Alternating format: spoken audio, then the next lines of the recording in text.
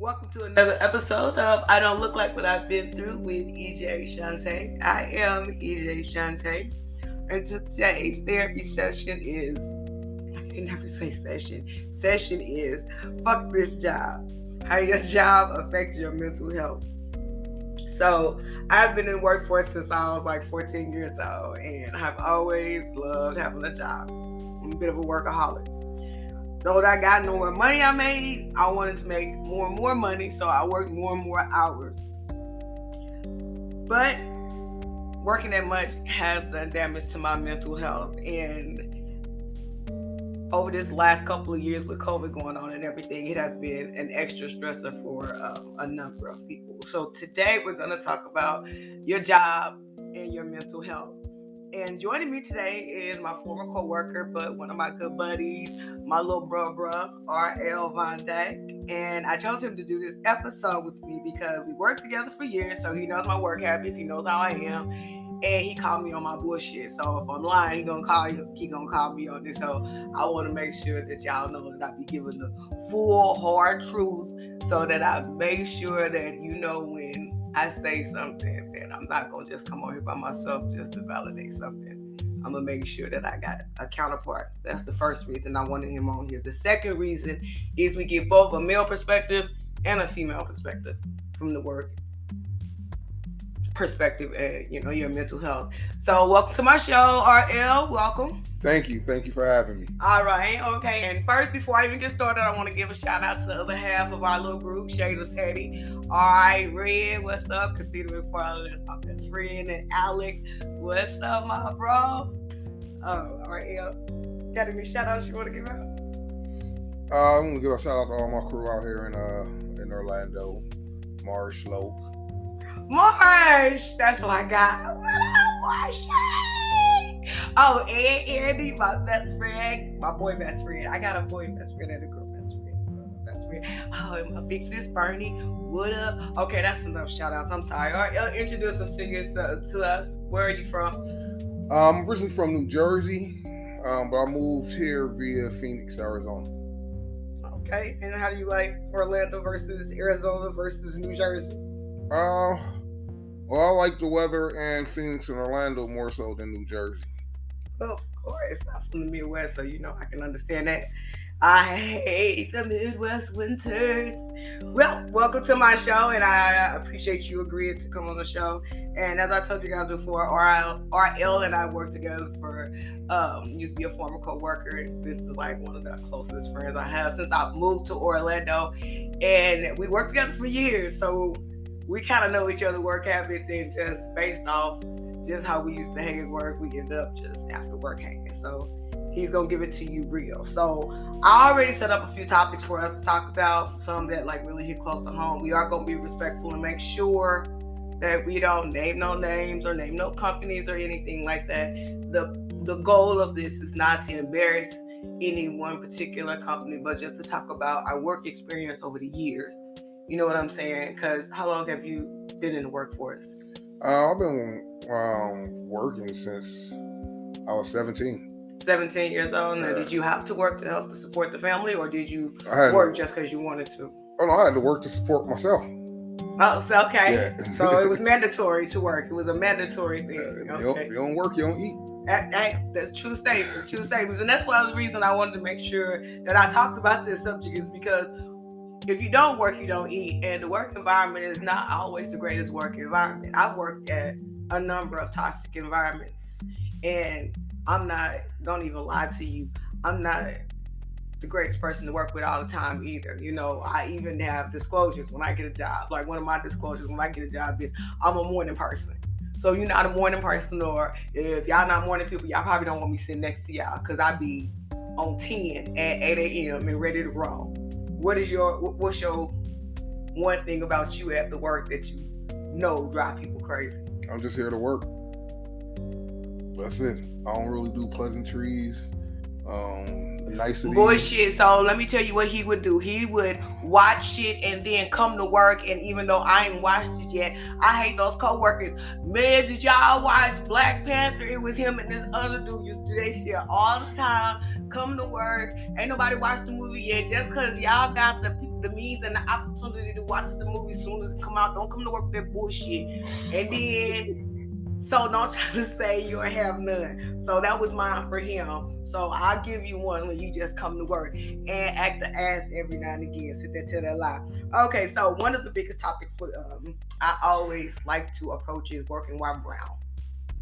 Working while brown, I always feel like is an additional pressure for us because I always feel like we have to outperform others that are non-brown in order for us to get the recognition that we need or that we deserve most of the time. And not just our job, but like, you know, in the beginning it was great, but towards the end it was not so great. But even when I worked for Adam Smart, that was one of the problems that I had. I even had a supervisor tell me, and it wasn't even a supervisor, it was the HR representative.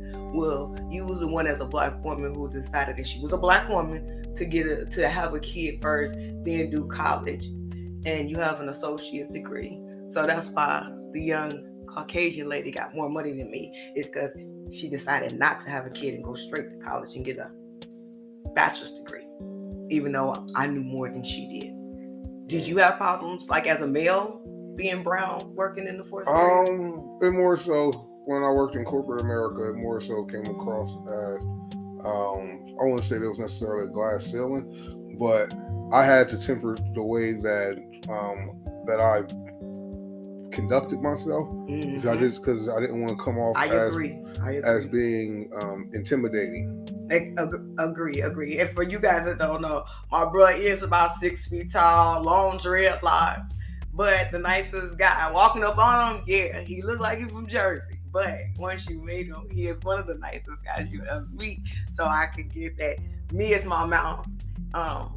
When I'm passionate about something, I come off as the angry black woman. So I always get pushed aside or avoided or not taken seriously because they always feel like if they say something that I'm not going to agree with it, I'm going to get passionate about it. And she always getting angry. So that's my biggest thing. My second part of working while brown is the supervisors. How many black supervisors have you had? Can you like calculate? I don't know how many jobs you've had, but about 3. And about out of the 3 that you have, about how many of them do you feel like was good to work with? Out of 3, do you see how long it's taking to answer? And I get it. I totally get it. I've had like 8 African American supervisors and 1 Hispanic supervisors, and out of all of them, I got maybe 4 or 5 that I know I can name off borough that I know was some great supervisors, but the rest of them was either intimidating or in fear that I was trying to take their job, so they wasn't like the nicest people. Or I'm not even gonna say the nicest people, they were overprotective over something I didn't even want. Right. So it made it uncomfortable to work, you know, in that environment. I call it a toxic work environment. Your toxic work environment can be whatever you feel like is toxic, whether it's sexual harassment or any of that. Right. What do you describe as a toxic work environment? Micromanagement. That drives me insane. Which brings me to the next subject, is a lot of the managers, especially when I found that I was working with African American managers, is they work bullies. I hate a work bully. Because you got the power and the title does not give you the authorization to be disrespectful. Yeah, I ran into a couple of those before. You ran into a couple of those. How do you handle it?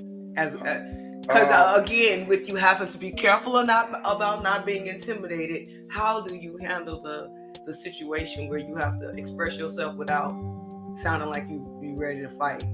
I was fortunate enough where I didn't have to. I always had a mediator in between them, so I just try to keep a mediator in between me and that work bully. Mm-hmm. That way, you know, I don't put my stuff. No, I can cover my own backside.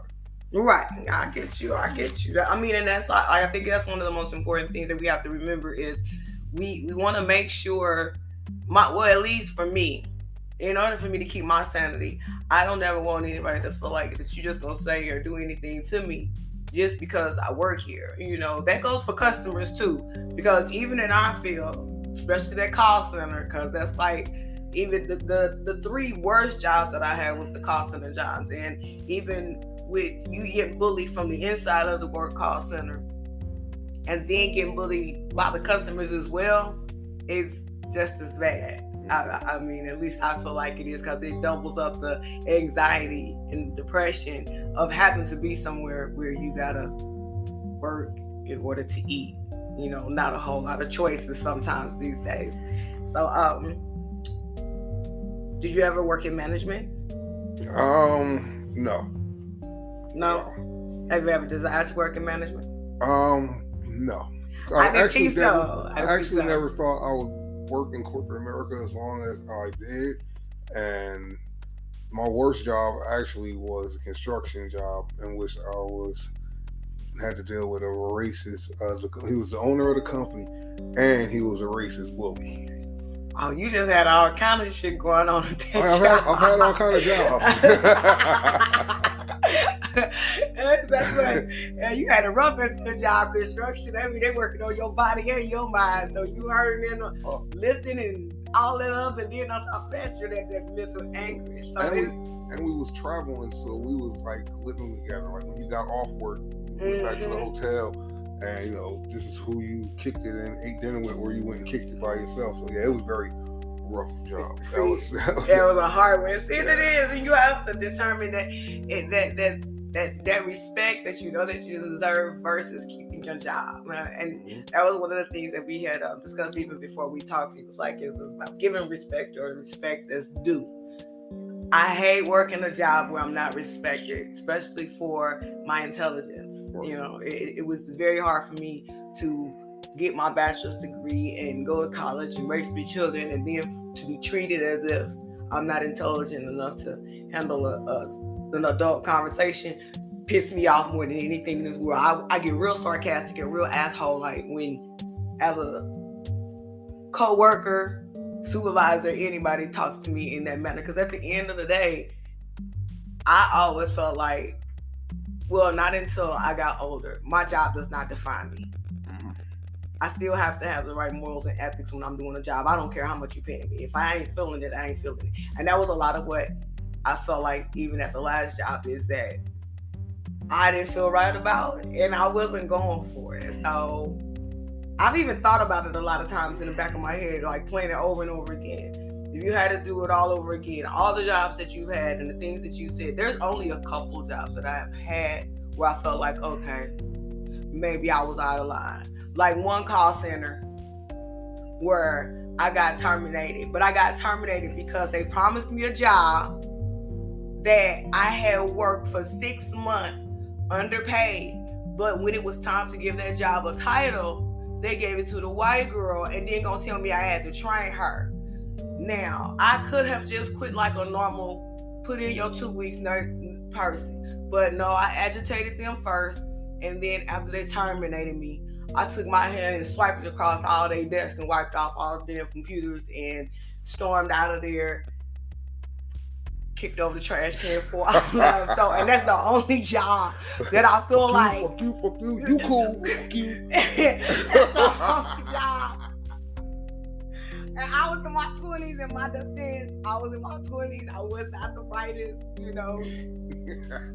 crayon in the box. That anger was that thing. So that's the only job that I have left where I just feel like, okay, maybe I went too far. But other than that, typically I just leave a job if I don't want to be there. But you gonna know why I ain't there. I'm not.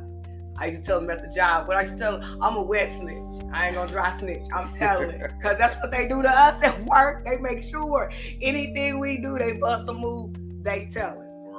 Right. Okay, I'm gonna say, do you agree? Yeah. So yeah, one thing I did get taught when I first started working in corporate America, that's what she was an executive assistant. She was an older white lady, and I was in my 20s, young, and really had not worked in corporate America. And one of the things she said is, you have to treat us like we treat you.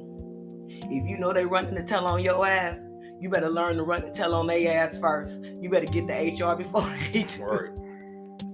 And I've lived by that ever since. And so you can call it snitching, you call it whatever it is, but